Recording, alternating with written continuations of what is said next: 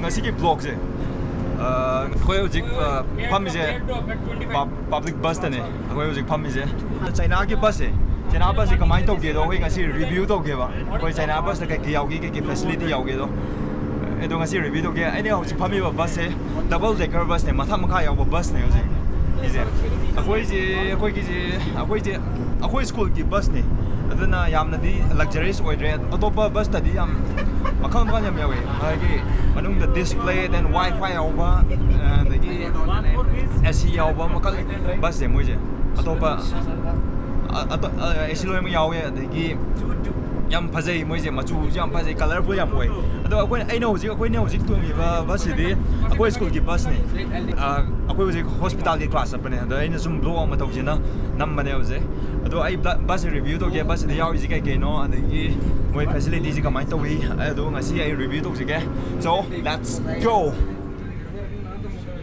akoi hojik traffic jam da ne lai je तो मागी बस की मागी मोइदे आईडी लोय हापे ममांग दा मागी आईडी नंबर ने तेले जे ले माजे बस ड्राइवर जे नोय ग्लो पे मोइदे देगी माले कैमरा आनी ने किल जे 4 camera oh 4 camera from the camera am le aduga front the camera am le lambi je camera ki display mari jina sida display ona to sida display ona yaure to sida camera mari ki ode sina aisa thada bam box sa da bam ne akoi dinga si akoi school ki akoi ki university ki तो वही ना कोई पैसा था दे कोई public की तोंग बोरे दे कोई सिदा पैसा था का दवा और सेंसर जो ले कोई कार्ड अंपायर का सेंसर तक तक तक तक थेंगा अदुम तो वे यहाँ पे बस में कंडक्टर नहीं चाहिए जस्ट लॉयल्टी है full putting money and like full loyalty that's why Chinese is अदो कोई वो जिक तोंग बस डबल डेकर ने कोई मथक तम कार ये let's go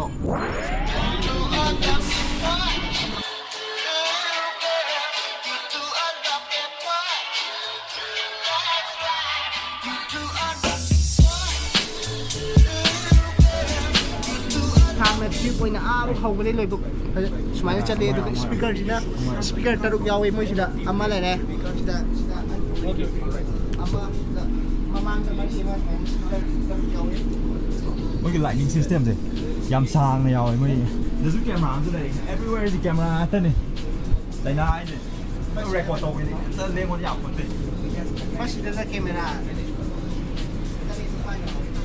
cái bus mà sa này du su hospital to yok to wan le koi hospital to koi 1 hour is there ni ne is there mayam je bus ta tong ba je nam ji koi wan re na mayam je ti yeng ji wa mayam je tum ma lai je apron je si le apron ni kana ba ai je mong sa ba da sumai kum je le ang lai bai koi tao ko ji tao ni Chris Boy game kan na sana ni ma ji bas ji ngau ni pa ni ma je PUBG da champion top play ba ne ma ni ma ke pa gi oh wait tum ma lai jo thai nen ma cha ma sin nào ni สวัสดีครับโอ้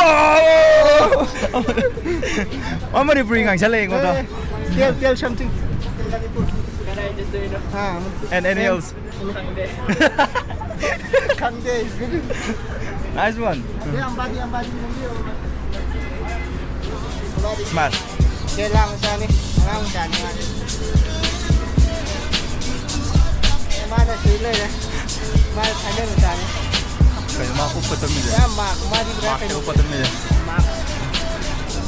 mak jadi ini video om dia apa nih yang ini video mah lagi memang ada video om nama ya mai pas om ya ni cover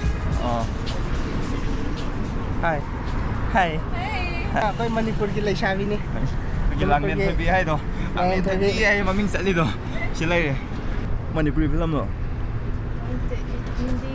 hai ni frame by film drama favorite ni ma film what are you watching bro Mirzapur film नहीं है yo ko daw tangkai mo wale ko tangkai wale du na hoje film yang lai ta ba du de kai ho hai som de ban ni kapi si pra ma ban ni pra san la da lai le ni pra kai no has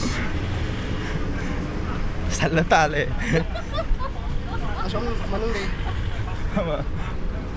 ahing tum da ma ban ni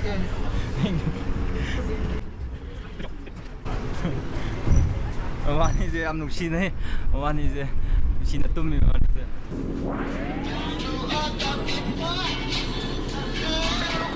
Bye-bye.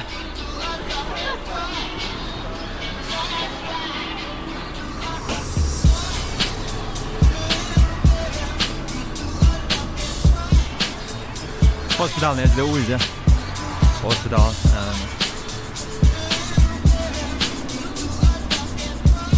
Moi sẽ nào đi right side thầu cái gì chứ?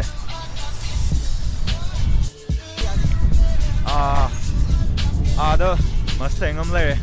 Pink mà chụp này gì đấy? Nó pink cái vậy là? Video là đi phát ra ủi đấy. Đó xong là làm thô cái đấy sổ chứ ủi ní. Đó ấy. Ở đây hospital sắp phân đi na. Tàu rồi cái horn glass rồi cái number ya bring cái. Ôi gì? Hospital rồi hospital. Rồi gì? Get tên này lấy gì hospital cái. Đó gì? Cái class này, cái class sang này. Cái class rồi gì? Class rồi thôi là cái phung bảo ông khai đấy cái. Phung mang áo này, sida cái hospital bên trong class rồi chứ, dịch thôi là mà pan đến lấy hospital mà mang đến này, nó dịch lép gì? Hospital lấy. So, qua đây xác nhận làm ấy. Đâu, tại tôi nói tại gì đâu. Bây giờ mà bui này là sao cái?